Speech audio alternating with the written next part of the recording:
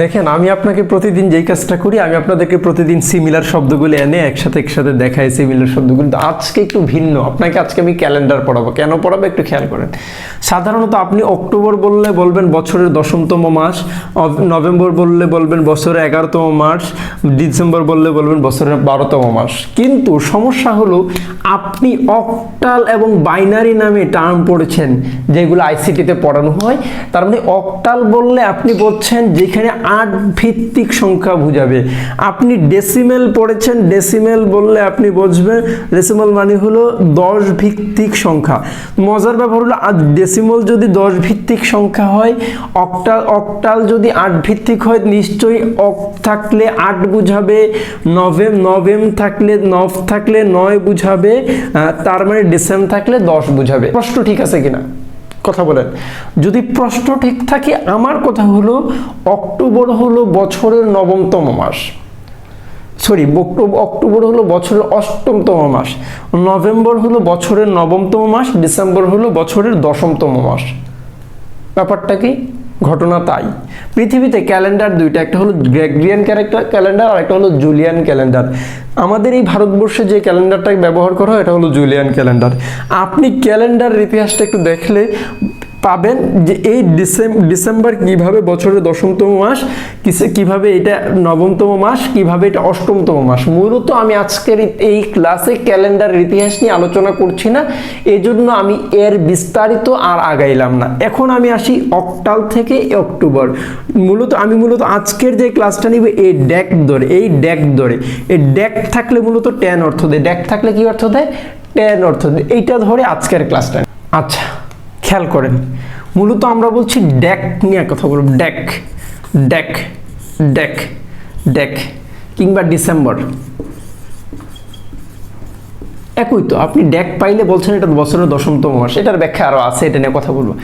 মূলত ঢাকা বিশ্ববিদ্যালয় ভর্তি পরীক্ষা 2015 সালের যে প্রশ্ন বি ইউনিটে, সেখানে একটা প্রশ্ন এসেছিল ডিকেডের সিনোনিম চাইছিল। তার মানে ডেক থাকলে আমাকে বলতেছে 10 অর্থ দেয়, এডিই থাকলে এই এডিই এর সাফিক্স, এইটার অর্থ এক এক সময় এক এক ভাবে আমরা মিলাইতে পারি। মূলত আমার কথা বলতে হবে রুট ধরে, ধাতু ধরে কিংবা মাধ্যা ধরে। এই ডেক থাকলে মূলত যদি 10 অর্থ দেয়, আমাদের বাংলা একাডেমির অভিধানে এই ডিকেড শব্দের অর্থ লিখেছে দশক। 10 তো পাইছেন। এবার আসি ডেসি। মূলত এই ডেসিটা মেট্রিক পদ্ধতিতে ওজনের একক হিসেবে ব্যবহার হয়।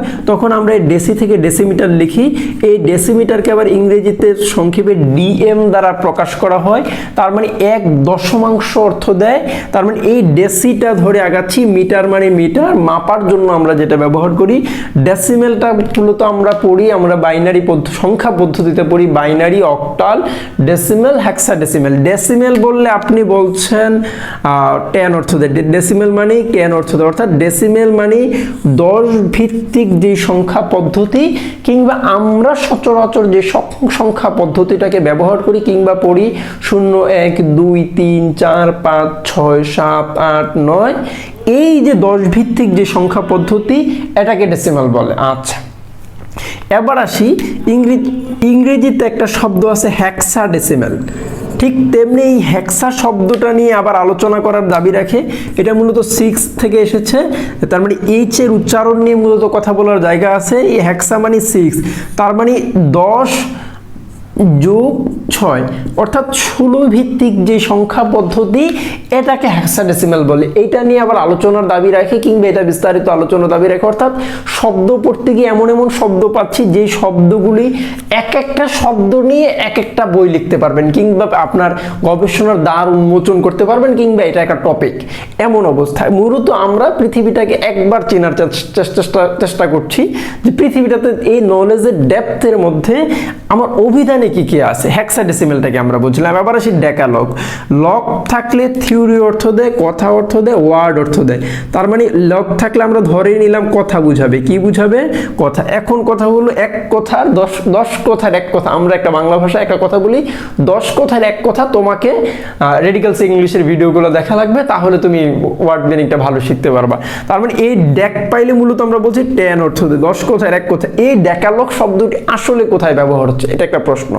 আমাদের বাংলা একাডেমির যে অভিধান সেখানে ডেকালগ বলতে বুঝিয়েছে মুসা আলাইহিস সালামের সে 10টি উপদেশ। মজার ব্যাপার হলো আপনি যদি গুগলে সার্চ করেন এই ডেকালগ লিখে, তখন আপনি দেখবেন 10 কমান্ডমেন্টস নামে প্রচুর ছবি পাওয়া যায়, অনেক স্টাইলের, অনেক ডিজাইনের, কিংবা হিব্রু ভাষায় এই ডেকালগ শব্দটি দিয়ে এই ইহুদি এবং খ্রিস্টানরা, জুদাইজম এন্ড খ্রিস্টিয়ানিজম, এই দুই ধর্মে মূলত এই ডেকালগ কিংবা মুসা আলাইহিস সালামের এই যে 10 কমান্ডমেন্টস, এইগুলো এরা খুব বেশি উচ্চারণ করে কিংবা এরা খুব পালনের চেষ্টা করে।